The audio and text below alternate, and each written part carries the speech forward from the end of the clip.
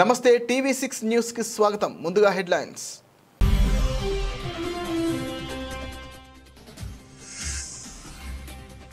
భారత్ దాడి నిజమే, మా స్థావరం ధ్వంసమైంది. పాక్ బండారం బయటపెట్టిన లష్కరే ఉగ్రవాది.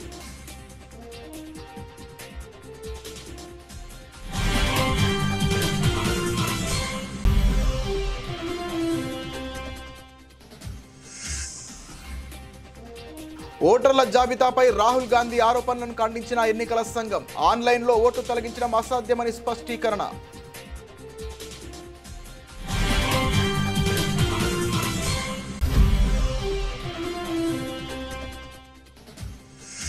ఆపరేషన్ సింధూర్, పాక్పై అర్ధరాత్రి దాడికి అసలు కారణం చెప్పిన సిడిఎస్ అనిల్ చౌహాన్. సామాన్య ప్రజల ప్రాణ నష్టం నివారించడానికే ఈ నిర్ణయం తీసుకున్నట్టు వెల్లడి.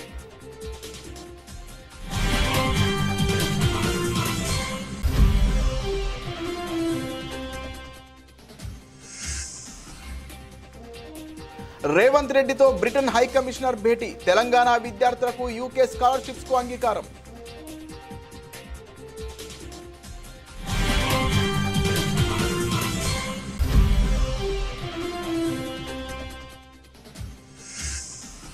జీఎస్టీ 2.0 సంస్కరణలపై దేశంలోనే తొలి తీర్మానం చేసిన ఏపీ శాసనసభ.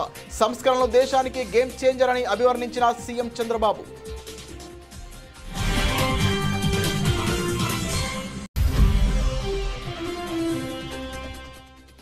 35,000 కోట్ల ఖర్చు, 4.47 లక్షల ఎకరాలకు సాగునీరు. కాంగ్రెస్ ప్రభుత్వ ఇంజనీరింగ్ నైపుణ్యానికి మరో నిదర్శనమంటూ మాజీ మంత్రి హరీష్ రావు ఎద్దేవా.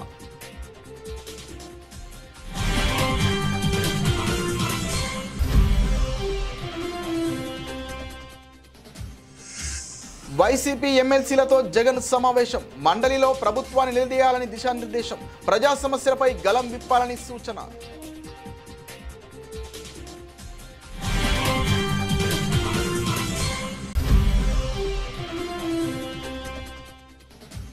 తెలంగాణ భవన్లో ఎర్రగడ్డ డివిజన్లోని స్థాయి బూత్ కమిటీలతో కేటీఆర్ సమావేశం. జూబ్లీహిల్స్ ఉప ఎన్నికల్లో అనుసరించాల్సిన వ్యూహంపై దిశానిర్దేశం.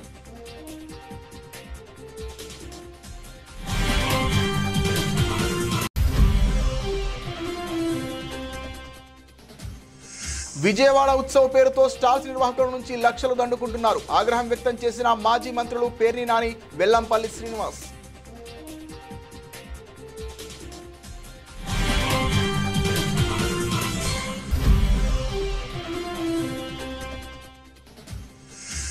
శంషాబాద్ విమానాశ్రయంలో 3.36 కోట్ల బంగారం పట్టివేత. 3.38 కిలోల బంగారాన్ని పట్టుకున్న డిఆర్ఐ అధికారులు.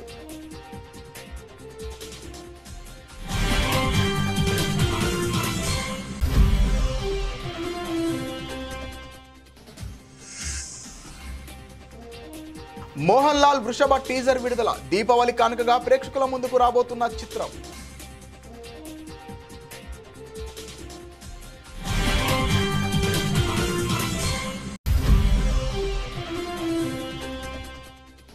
ప్రపంచ రెజ్లింగ్ ఛాంపియన్షిప్ లో కాంస్య పథకంతో మెరిసిన భారత యువ రెజ్లర్. 9-1తో ఎమ్మా జోన్నా డేనిన్ మాల్మగ్రేన్ పై అద్భుత విజయం సాధించిన అంతిమ్ పంగల్.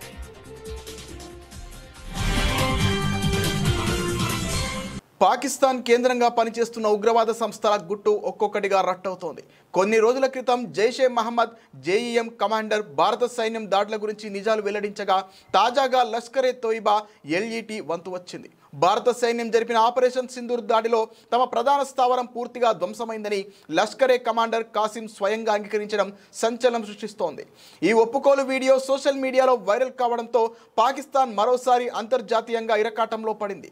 సోషల్ మీడియాలో విస్తృతంగా ప్రచారమవుతున్న ఒక వీడియోలో లష్కరే కమాండర్ కాసిం పాకిస్తాన్లోని మురిద్కేలో నిర్మాణంలో ఉన్న ఒక ప్రదేశం ముందు నిలబడి మాట్లాడాడు. భారత్ జరిపిన దాడిలో ధ్వంసమైన మర్కజ్ తైబా శిథిలాలపై తాను నిలబడి ఉన్నాను. దీని పునర్నిర్మాణ ప్రక్రియ కొనసాగుతోంది. దేవుడి దయతో ఈ మసీదును మునుపటి కంటే పెద్దదిగా నిర్మిస్తామని పేర్కొన్నారు. ఈ ఏడాది మే 7న జమ్మూ కాశ్మీర్లోని పహల్గామ్లో ఉగ్రవాదులు 26 మంది పౌరులను హతమార్చిన ఘటనకు ప్రతీకారంగా భారత సైన్యం ఆపరేషన్ సింధూర్ పేరిట పాకిస్తాన్ పీఓకే లేని 9 ఉగ్ర స్థావరాలపై ఏకకాలంలో దాడులు జరిపింది. ఇందులో భాగంగానే మురిద్కేలోని లష్కరే ప్రధాన కార్యాలయాన్ని ధ్వంసం చేసింది. అయితే ఆ భవనాన్ని ఉగ్రవాద సంస్థ ఇకపై ఉపయోగించడం లేదని పాకిస్తాన్ బుకాయించే ప్రయత్నం చేసింది. ఓటర్ల జాబితాలో అవకతవకలు జరుగుతున్నాయంటూ కాంగ్రెస్ నేత రాహుల్ గాంధీ చేసిన ఆరోపణలను కేంద్ర ఎన్నికల సంఘం తీవ్రంగా ఖండించింది. ఈ ఆరోపణలు పూర్తిగా నిరాధారమైనవని, అవాస్తవమని స్పష్టం చేసింది. ప్రజలను తప్పుదోవ పట్టించేలా రాహుల్ మాట్లాడుతున్నారని ఈసీ వ్యాఖ్యానించింది. ఈ మేరకు ఎన్నికల సంఘం ఓ ప్రకటన విడుదల చేసింది. ఆన్లైన్ విధానంలో ఓట్లను నేరుగా తొలగించడం సాధ్యం కాదని తేల్చి చెప్పింది. ఓటరు వ్యక్తిగతంగా దరఖాస్తు చేసుకుని క్షేత్రస్థాయి విచారణ పూర్తయ్యాకే జాబితా నుండి పేరును తొలగించడం జరుగుతుందని వివరించింది. ఈ ప్రక్రియ లేకుండా ఓట్లను తొలగించడం కుదరదని స్పష్టం చేసింది. కర్ణాటకలోని అలంద్ నియోజకవర్గంలో ఓట్ల తొలగింపు జరిగిందన్న రాహుల్ ఆరోపణలపై కూడా ఈసీ స్పందించింది. వాస్తవానికి 2023లో ఆ నియోజకవర్గంలో జరిగిన అక్రమాలను గుర్తించి బయటపెట్టిందే తామని గుర్తు చేసింది. ఓట్ల తొలగింపునకు కొందరు ప్రయత్నించిన ఘటనపై తామే స్వయంగా కేసు నమోదు చేయించి ఎఫ్ఐఆర్ దాఖలు చేశామని తెలిపింది.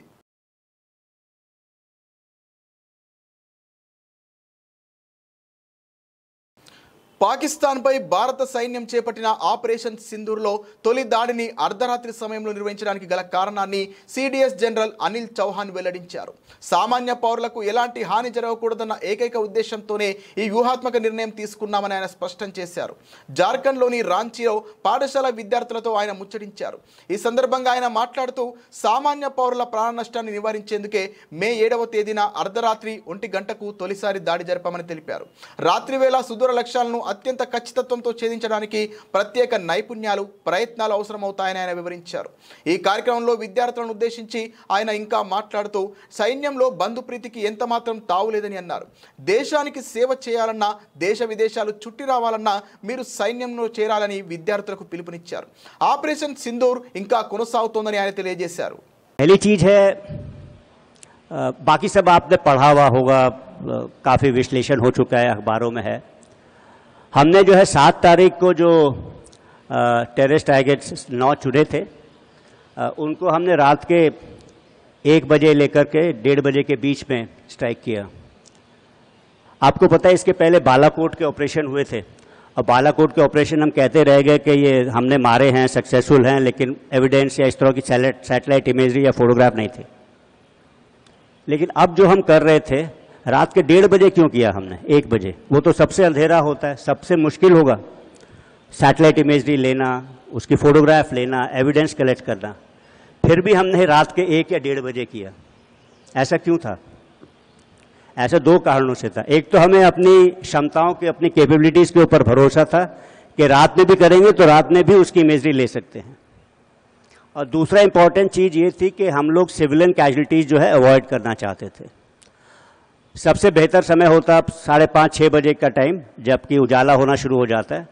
बट वो टाइम जो है पहली अजान या पहली नमाज का भी होता है. तो उस टाइम उसी भावलपुर में, मुरीदके में इस तरह का चहल पहल शुरू हो गई होती, तो काफ़ी सारे सिविलियंस मारे जाते.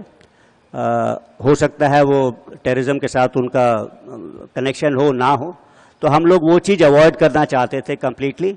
इसीलिए जो समय जो है हमने 1 से 1:30 बजे का चुना. 7 तारीख తెలంగాణ విద్యార్థులకు ఉన్నత విద్యను మరింత చేరువ చేసే దిశగా రాష్ట్ర ప్రభుత్వం ఒక ముఖ్యమైన ముందడుగు వేసింది. యూకే ప్రభుత్వం అందించే చెవెనింగ్ స్కాలర్షిప్స్ను రాష్ట్రంలోని ప్రతిభావంతులైన విద్యార్థులకు అందజేయడానికి బ్రిటన్ అంగీకరించింది. ముఖ్యమంత్రి రేవంత్ రెడ్డితో జరిగిన సమావేశంలో భారత బ్రిటిష్ హైకమిషనర్ లిండీ కామెరాన్ ఈ హామీ ఇచ్చారు. గురువారం జూబ్లీహిల్స్లోని ముఖ్యమంత్రి నివాసంలో ఈ సమావేశం జరిగింది. కో ఫండింగ్ ప్రాతిపదికన ఈ స్కాలర్షిప్స్ను అందించడానికి ఆమె సుముఖత వ్యక్తం చేశారు. ఈ సమావేశంలో రాష్ట్రంలో విద్య, అభివృద్ధి, పెట్టుబడులకు సంబంధించిన పలు కీలక అంశాలపై చర్చించారు. తెలంగాణలో ప్రభుత్వం తీసుకురానున్న నూతన విద్యా విధానం ముసాయిదాను ముఖ్యమంత్రి రేవంత్ రెడ్డి బ్రిటిష్ హై కమిషనర్కు వివరించారు. రాష్ట్రంలోని ప్రభుత్వ ఉపాధ్యాయులు, ప్రొఫెసర్ల నైపుణ్యాలను మెరుగుపరచడానికి ప్రత్యేక శిక్షణ కార్యక్రమాలను ఏర్పాటు చేయాలని ముఖ్యమంత్రి కోరారు. దీనికి లిండీ కామెరాన్ సానుకూలంగా స్పందించారు. అనంతరం రాష్ట్రంలో పెట్టుబడులకు ఉన్న అవకాశాలను ముఖ్యమంత్రి వివరించారు. ముఖ్యంగా ప్రభుత్వం ప్రతిష్టాత్మకంగా చేపడుతున్న మూసీ రివర్ ఫ్రంట్ అభివృద్ధి ప్రాజెక్టులో బ్రిటిష్ కంపెనీలు భాగస్వాములు కావాలని ఆయన ఆహ్వానించారు. ముఖ్యమంత్రి రేవంత్ రెడ్డి చేసిన ప్రతిపాదనలన్నిటికీ బ్రిటిష్ హైకమిషనర్ లిండీ కామెరాన్ సానుకూలంగా స్పందించినట్లు ప్రభుత్వ వర్గాలు తెలిపాయి. ఈ సమావేశంలో తెలంగాణ, బ్రిటన్ మధ్య ద్వైపాక్షిక సంబంధాలు మరింత బలపడతాయని భావిస్తున్నారు. జీఎస్టీ విధానంలో కేంద్ర ప్రభుత్వం ప్రతిపాదించిన నూతన సంస్కరణలను స్వాగతిస్తూ ఆంధ్రప్రదేశ్ శాసనసభ కీలక తీర్మానం చేసింది. జీఎస్టీ 2.0 సంస్కరణలకు మద్దతుగా తీర్మానం చేసిన తొలి రాష్ట్రంగా ఏపీ నిలిచింది. ఈ తీర్మానంపై ముఖ్యమంత్రి చంద్రబాబు మాట్లాడుతూ ఈ సంస్కరణలు దేశ ఆర్థిక వ్యవస్థలో ఒక గేమ్ చేంజర్గా నిలుస్తాయని అభివర్ణించారు. కేంద్రం తీసుకున్న ఈ నిర్ణయం ప్రజలకు దసరా, దీపావళి పండుగలను ముందుగానే తీసుకువచ్చిందని ఆయన హర్షం వ్యక్తం చేశారు. ఈ సందర్భంగా చంద్రబాబు మాట్లాడుతూ గతంలో దేశంలో పన్నుల వ్యవస్థ అత్యంత సంక్లిష్టంగా ఉండేదని గుర్తు చేశారు. సిఎస్టీ, వ్యాట్ వంటి 17 రకాల పన్నులు, 13 రకాల సెస్లు, సర్ఛార్జీలతో ప్రజలు, వ్యాపారులు తీవ్ర ఇబ్బందులు పడేవారని అన్నారు. ఒక దేశం ఒకే పన్ను అనే నినాదంతో ప్రధాని మోదీ తెచ్చిన జీఎస్టీ ఇప్పుడు 2 స్లాబ్లతో మరింత సరళతరంగా మారిందని ప్రశంసించారు. మొట్టమొదటిసారిగా 2000 వాజ్పేయి గారు ప్రధానమంత్రిగా ఉన్నప్పుడు జీఎస్టీ తీసుకురావాలని ఆలోచన చేశారు. ఆ తర్వాత వచ్చిన గవర్నమెంట్ ఏం పట్టించుకోకపోతే మొట్టమొదటిసారిగా నరేంద్ర మోడీ గారు ప్రధానమంత్రి అయిన తర్వాత ఇప్పటికి కూడా జ్ఞాపకం, ఆ రోజు అరుణ్ జైట్లీ గారు ఫైనాన్స్ మినిస్టర్, ఆయన అందరితో మాట్లాడి అవసరమైతే మీకు నష్టం వస్తే నష్టం కూడా మేము భర్తీ చేస్తామని చెప్పి కన్విన్స్ చేసి మొట్టమొదటిసారిగా జీఎస్టీ తీసుకొచ్చారు. ఆ జీఎస్టీ వచ్చిన తర్వాత దిశ ఒక గేమ్ చేంజర్గా తయారైంది. అవన్నీ నేను చూపిస్తాను. ఈరోజు నెక్స్ట్ రిఫార్మ్ జీఎస్టీ 2వ రిఫార్మ్ తీసుకొచ్చారు. ఇది మీరు ఒకసారి చూస్తే నాకు ఏమాత్రం అనుమానం లేదు. నేను ఎప్పుడు కూడా దేశ రిఫార్మ్ అంటే నేను ముందుంటాను. అది నా జీవితంలో ఇప్పుడే కాదు, మొట్టమొదటి ఒక ఆర్థిక సంస్కరణలన్నా, ట్యాక్స్ రిఫార్మ్స్ అన్నా, టెక్నాలజీ రిఫార్మ్స్ అన్నా నేను ముందుంటాను. చాలాసార్లు ఒక విషయం చెప్పాను, మనందరం గుర్తుపెట్టుకోవాల్సింది, అభివృద్ధి జరిగితే సంపద సృష్టించబడుతుంది. సంపద సృష్టిస్తే ప్రభుత్వానికి ఆదాయం వస్తుంది. ఆదాయం వస్తే ఆ ఆదాయంతో సంక్షేమం మళ్ళీ అభివృద్ధి చేయడానికి అవకాశాలు వస్తాయి. మొన్న ఢిల్లీ మీటింగ్లో కూడా నేను చాలా స్పష్టంగా చెప్పాను, ఎవరైతే సంపద సృష్టించలేరో వాళ్లకు సంక్షేమం ఇచ్చే అధికారం కూడా లేదు. అప్పులు చేసి సంక్షేమ కార్యక్రమాలు ఇస్తే అది. కాంగ్రెస్ ప్రభుత్వం భారీ వ్యయంతో నిర్మించి తలపెట్టిన ప్రాణహిత చేవళ్ల ప్రాజెక్టుపై బీఆర్ఎస్ ఎమ్మెల్యే హరీష్ రావు విమర్శలు గుప్పించారు. మేడిగడ్డ నుంచి మల్లన్న సాగర్ ప్రాజెక్టు మొత్తం ఖర్చు 84,000 కోట్లు అయితే కేవలం తమ్మిడిహెట్టి నుంచి ఎల్లంపల్లి వరకు చేపట్టే ప్రాణహిత చేవెళ్లకు 35,000 కోట్లు వెచ్చిస్తున్నారని చెప్పారు. 35,000 కోట్లు ఖర్చు చేసి కేవలం 4.47 లక్షల ఎకరాలకు సాగునీరు ఇవ్వాలనే ఆలోచన అద్భుతం, అమోఘమని ఎద్దేవా చేశారు. కాంగ్రెస్ ప్రభుత్వ ఇంజనీరింగ్ నైపుణ్యానికి ఇది మరో నిదర్శనమని ధ్వజమెత్తారు. కాళేశ్వరం ప్రాజెక్టుతో పోల్చితే 3వ వంతు ఖర్చు చేస్తూ 10వ వంతు ఎకరాలకు కూడా నీళ్లు ఇవ్వడని మండిపడ్డారు. మేడిగడ్డ టు మల్లన్న సాగర్ మొత్తం ప్రాజెక్టు ఖర్చు 84,000 కోట్లయితే జస్ట్ తమ్మిడిహెట్టి టు ఎల్లంపల్లికి 35,000 కోట్లు. కాళేశ్వరం పథకంతో 37 లక్షల ఎకరాల ఆయకట్టుకు నీళ్లు ఇవ్వాలనేది లక్ష్యమైతే ప్రాణహిత చేవళ్ల ప్రాజెక్టుతో కేవలం 4.47 లక్షల ఎకరాలకే సాగునీరు. కాళేశ్వరంలో నీటి వినియోగం 240 టీఎంసీలు అయితే ప్రాణహిత చేవెళ్లలో 80 టీఎంసీలు మాత్రమే. కాళేశ్వరం ప్రాజెక్టుతో పోల్చితే 3వ వంతు ఖర్చు చేస్తూ 10వ వంతు ఎకరకు కూడా నీళ్లు ఇవ్వరు. 35,000 కోట్లు ఖర్చు చేసి కేవలం 4.47 లక్షల ఎకరాలకు సాగునీరు ఇవ్వాలనే ఆలోచన అద్భుతం, అమోఘం. కాంగ్రెస్ ప్రభుత్వ ఇంజనీరింగ్ నైపుణ్యానికి ఇది మరో నిదర్శనం. ఇది కదా అసలైన మార్పు అంటే అంటూ మాజీ హరీష్ రావు విమర్శలు గుప్పించారు.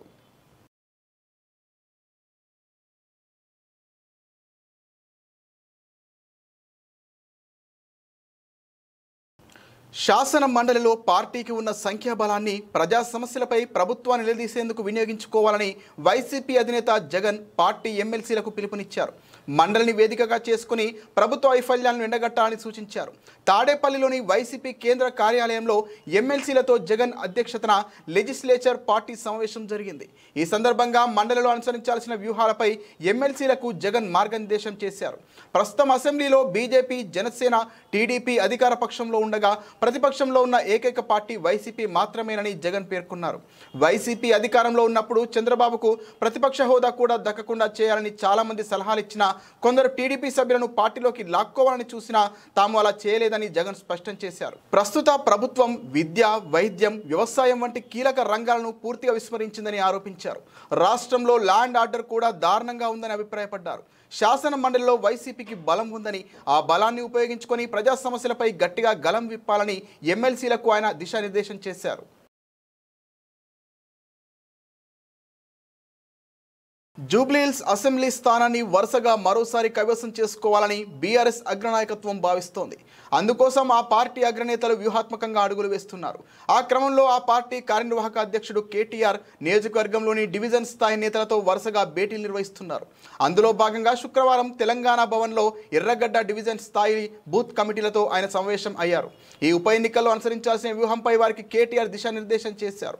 ఇప్పటికే వెంగళరావు నగర్, రహమత్ నగర్లోని పార్టీ కేడర్లతో కేటీఆర్ సమావేశమైన విషయం విదితమే. అలాగే సదరు నియోజకవర్గంలోని డివిజన్లకు ఇన్ఛార్జీలను ఇప్పటికే బీఆర్ఎస్ అగ్రనాయకత్వం నియమించిన విషయం తెలిసిందే. పేదవాళ్ళంటే సోయి లేకుండా వ్యవహారం చేస్తున్న ప్రభుత్వానికి ఖచ్చితంగా బుద్ధి చెప్పాలి. నేనేదో ఓట్ల కోసం మాట్లాడతలేదు. నేను ఒక మాట మాత్రం ఖచ్చితంగా మీకు చెప్తున్నా, యాద పెట్టుకోండి.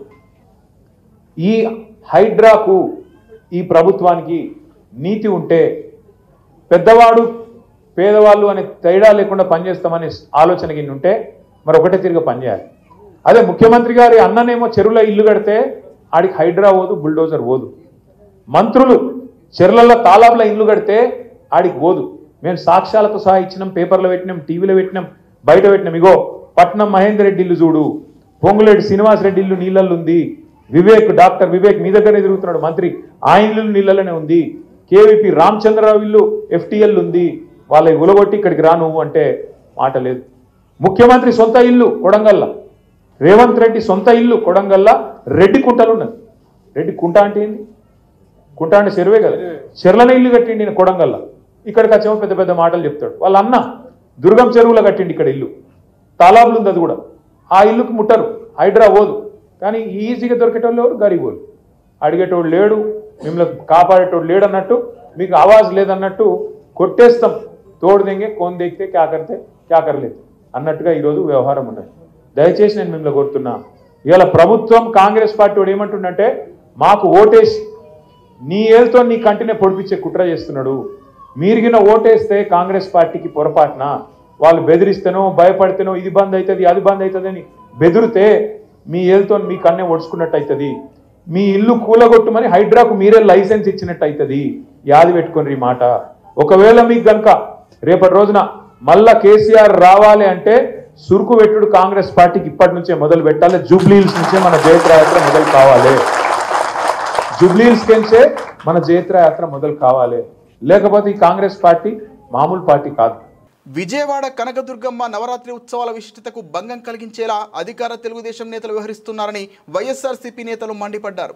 విజయవాడలో ఏర్పాటు చేసిన మీడియా సమావేశంలో మాజీ మంత్రులు పేర్ని వెంకటరామయ్య అలియాస్ నాని, వెల్లంపల్లి శ్రీనివాస్, ఎన్టీఆర్ జిల్లా పార్టీ అధ్యక్షులు దేవినేని అవినాష్, మాజీ ఎమ్మెల్యే మల్లాది విష్ణులు మాట్లాడుతూ నవరాత్రి అమ్మవారి ఉత్సవాల ఆధ్యాత్మిక వాతావరణాన్ని కలుషితం చేసేలా తెలుగుదేశం ఎంపీ కేశినేని చిన్ని ఆధ్వర్యంలో విజయవాడ ఉత్సవ పేరుతో కమర్షియల్ కార్యక్రమాలను పెద్ద ఎత్తున ఏర్పాటు చేయాలనుకునే ఆలోచనలను తక్షణం విరమించుకోవాలని డిమాండ్ చేశారు.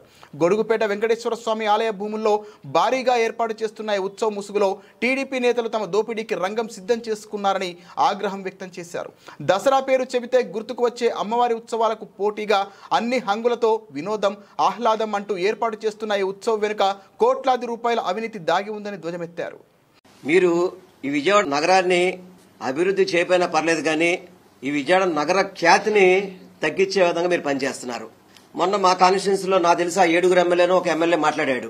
పశ్చిమ నియోజకవర్గంలో చందాలు ఉత్సవాలు పేరుతో డబ్బులు వసూలు చేస్తే మర్యాదగా ఉండదని చెప్పని. నాకు తెలిసి ఇవన్నీ కూడా మరి కేసీఆర్ చిన్నిగా సమాధానం చెప్పాలి. దీనికి వాళ్ళ సభ్యుల్లో 7 సభ్యులు ఒక సభ్యుడే ఆయన కూడా పశ్చిమ నియోజకవర్గం సంబంధించి వసూలు చేయొద్దని. ఎందుకంటే అంత దారుణంగా వ్యాపారస్తుల్ని వేధించుకుంటూ ఉత్సవాల పేరుతో ఒక పక్కేమో వినాయక చవితి ఉత్సవాలని చెప్పని లక్షల వసూలు చేయడం, వనభోజనాలు చెప్పి డబ్బులు వసూలు చేయడం, వీళ్ళకి బినామీలుగా కేసీఆర్ చిన్నికి బినామీలుగా కొంతమంది తెలుగుదేశం నాయకులు పెట్టుకుని చోటా నాయకులు పెట్టుకుని ప్రతి షాప్ కెళ్లి డబ్బులు వసూలు చేస్తున్నారు. మీరు రియల్ ఎస్టేట్ వ్యాపారం లాగా 10x10 సైజ్ ఇస్తే కనుక 3,50,000 అని చెప్పని ఏంటండి రేట్లు ఏంటండి? మీరు 40 ఎకరాలకి 45 లక్షలు ఇచ్చేసి మేము బాగా ఇచ్చేసామని చెప్పుకున్నారు కదా. 10x10 సైజు వచ్చి 3.5 లక్షలు అంటండి 56 రోజులకి. ఎన్ని కోట్లు సంపాదిస్తున్నారు ఈ డబ్బులతో? ఎన్ని కోట్లు? ఒక్కొక్క స్టాల్ కి 3 లక్షల రూపాయలు అంటే 10x10 సైజ్ అయితే కనుక వీళ్ళు చేసేది వ్యాపారం. అమ్మో ఇప్పటిదాకా మన అమ్మవారి నవరాత్రులు జరుగుతున్నటువంటి తరుణంలో దానికి ప్రత్యామ్నాయంగా మీరు విజయవాడ ఉత్సవం అని పెట్టకూడదు. అసలు మీరు అమ్మవారి ఉత్సవాలు నిర్వహణకేమో మీరు శ్రద్ధ తీసుకోరు, బాధ్యత తీసుకోరు. ఆ ఉత్సవాలప్పుడు ఎంత హడావుడిగా ఉంటుంది. రాష్ట్ర వ్యాప్తంగా ఉమ్మడి రాష్ట్రంలో కానీ పక్క రాష్ట్రాల నుంచి కానీ పోలీస్ కానీ రెవెన్యూ కానీ మున్సిపల్ కానీ హెల్త్ కానీ అన్ని ప్రభుత్వ శాఖలు కూడా ఆ ఉత్సవాలని విజయవంతం చేయాలి అని చెప్పనే ఒక ఆలోచనలో ఉంటే ఒక ప్యారలల్ గా విజయవాడ ఉత్సవం అని చెప్పి ఆ విజయవాడ చరిత్ర అసలు మీకు తెలుసా?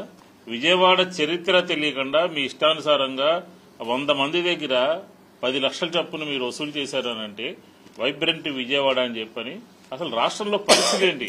వ్యాపారస్తులు ఏ విధంగా ఉన్నారు? వ్యాపారాలు లేక అల్లాడిపోతున్నటువంటి తరుణంలో ఆర్థిక మాంద్యం ఏర్పడి గగ్గోలు పెడుతున్నటువంటి తరుణంలో విజయవాడ నగరంలో ఈ చందాలు వసూలు చేసేటటువంటి కార్యక్రమం ఏంటి? శివనాథ్ అలియాస్ చిన్ని గారు ఆయన ఎంత అత్యుత్తమం అంటే ప్రజాసేవ పట్టదు, బెజవాడ పార్లమెంట్ ప్రజలు పట్టరు. ఆయన అంతా బిజీ నోట్లు లెక్కెట్టుకోవటం, సాయంత్రానికి ఎంత వచ్చింది రాత్రికి క్లోజింగ్ బ్యాలెన్స్ చూసుకోవటం, వాటిని ఏ పూటకు ఆ పూట లేదా వారానికి ఒకసారి హైదరాబాద్ తరలించడం. నా గురించి నేదేదో దేవుడు ఆస్తి మా ఊళ్ళో ఎవడో చెప్పాడు, అది పుచ్చుకుని నేలాడతాడు. ఇక్కడ కుక్కతోక పట్టుకుని కృష్ణానది ఇటు నుంచి అటు సీతానగరం వరకు ఏదటం సాధ్యం కాదని అతనికి మెల్లగా అర్థం అవుద్ది. 135 మంది 2 లక్షల చొప్పున ఆక్షన్ జరిగితే దాంట్లో నేనెట్టా కొట్టేశానో మరి మీరు ఈ కృష్ణానది ఈ ఒడ్డు నుంచి ఆ ఒడ్డుకి లేదా ఇక్కడి నుంచి అక్కడికి ఈద్దాం అనుకున్నటువంటి ఆ సమాచారం ఇచ్చిన గోదావరి మీరు పట్టుకున్న ఆ తోక ఎవరిదో వాళ్ళు చెప్పాలి, అది పుచ్చుకుని బయలుదేరిన మీరు చెప్పాలి. ఈ 135లో సరే వీళ్ళందరూ నేను వదిలిచ్చావంటే ఈ 135 మందిలో దాదాపుగా 50% మంది టీడీపీ వాళ్ళు. ఇందులో 30వ పేరు 2 లక్షల రూపాయలు కట్టినటువంటి 30వ పేరు కొల్లు రవీంద్ర గారికి గుండికాయ, ఇంకేదో కాయో రోజు ఆయనతోనే ఉంటాడు పల్లపాటి సుబ్రహ్మణ్యం గారు. ఈ గుండికాయ కూడా నేను కొనేశానా, నాకు అమ్ముడయ్యాడా? ఇప్పుడు ఒక తోక పట్టుకుని మీరు బయలుదేరారు కదా.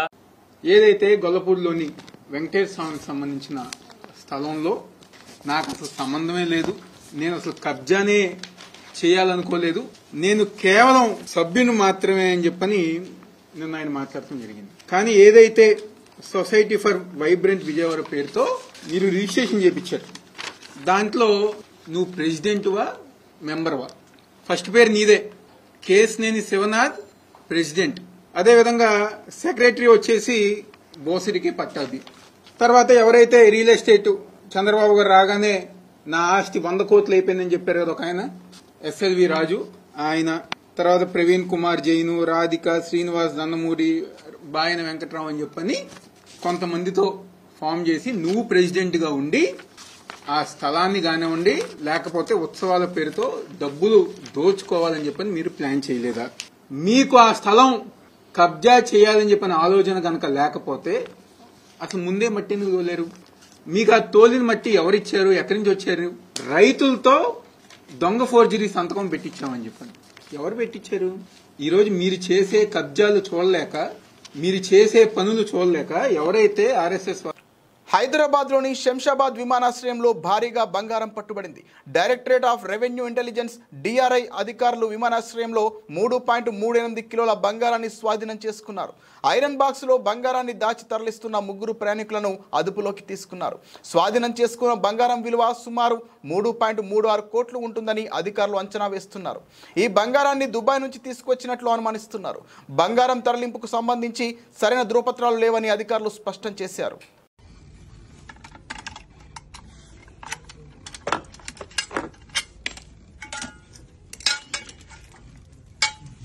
Open it and show. How many pieces are there?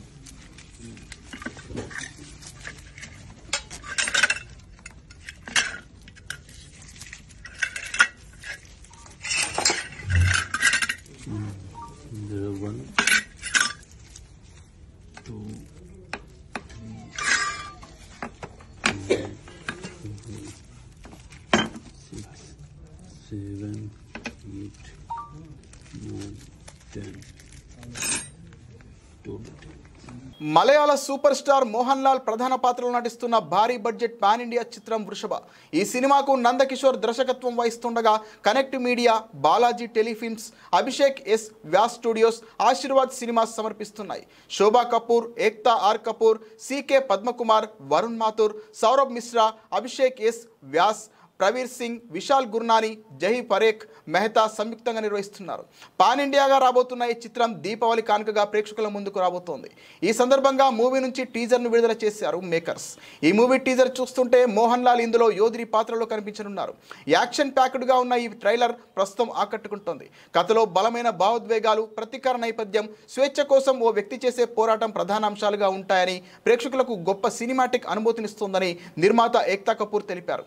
తండ్రి కొడుకుల చుట్టూ తిరిగే బలమైన కథ ఇదని దర్శకుడు నందకిషోర్ తెలిపారు. మలయాళంతో పాటు తెలుగులో ఏకకాలంలో చిత్రీకరణ జరిపామని మేకర్స్ చెప్పారు. ఈ కథలో పునర్జన్మల అంశం కీలకంగా ఉంటుందని చెబుతున్నారు.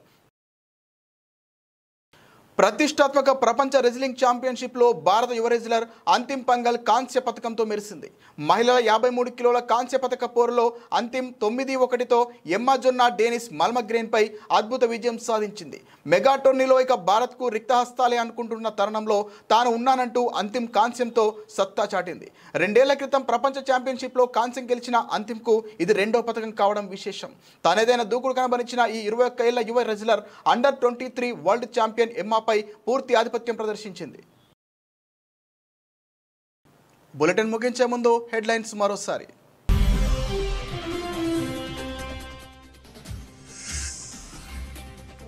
భారత్ దాడి నిజమే, మా స్థావరం ధ్వంసమైంది. పాక్ బండారం బయటపెట్టిన లష్కరే ఉగ్రవాది.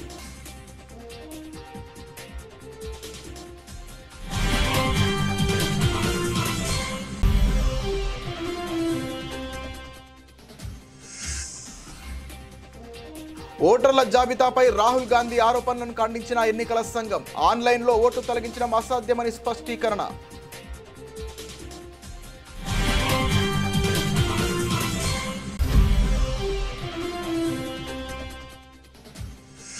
ఆపరేషన్ సింధూర్, పాక్పై అర్ధరాత్రి దాడికి అసలు కారణం చెప్పిన సిడిఎస్ అనిల్ చౌహాన్. సామాన్య ప్రజల ప్రాణ నష్టం నివారించడానికే ఈ నిర్ణయం తీసుకున్నట్టు వెల్లడి.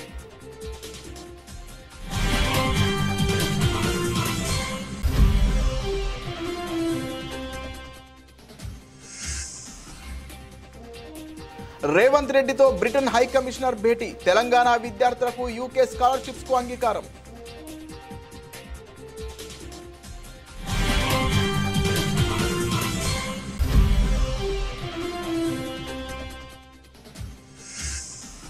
జీఎస్టీ 2.0 సంస్కరణలపై దేశంలోనే తొలి తీర్మానం చేసిన ఏపీ శాసనసభ.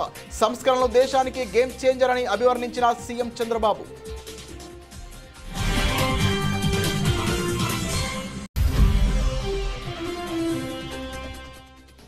35,000 కోట్ల ఖర్చు, 4.47 లక్షల ఎకరాలకు సాగునీరు.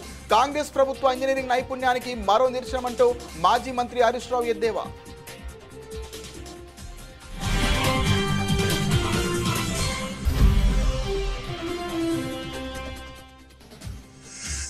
వైసీపీ ఎమ్మెల్సీలతో జగన్ సమావేశం. మండలిలో ప్రభుత్వాన్ని నిలదీయాలని దిశానిర్దేశం. ప్రజా సమస్యలపై గలం విప్పాలని సూచన.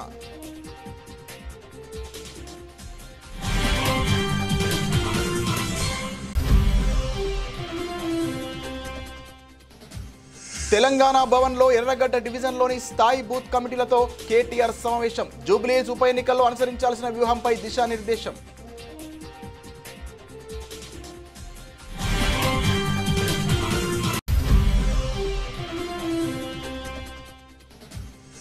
విజయవాడ ఉత్సవ పేరుతో స్టాల్స్ నిర్వాహకుల నుంచి లక్షలు దండుకుంటున్నారు. ఆగ్రహం వ్యక్తం చేసిన మాజీ మంత్రులు పేర్ని నాని, వెల్లంపల్లి శ్రీనివాస్.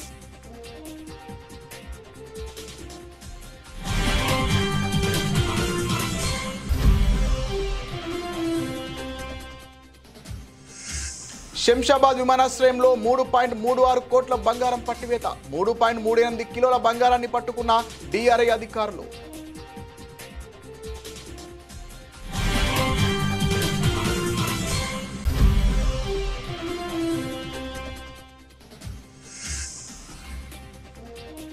మోహన్ లాల్ వృషభ టీజర్ విడుదల. దీపావళి కానుకగా ప్రేక్షకుల ముందుకు రాబోతున్న చిత్రం.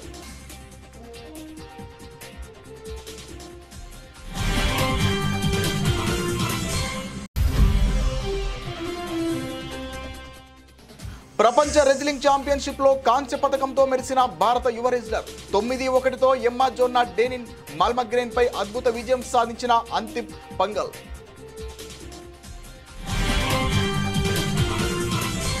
ఇది ఇవాల్టి బులెటిన్. మరిన్ని వార్తల సమాహారంతో మళ్ళీ కలుద్దాం. నమస్తే.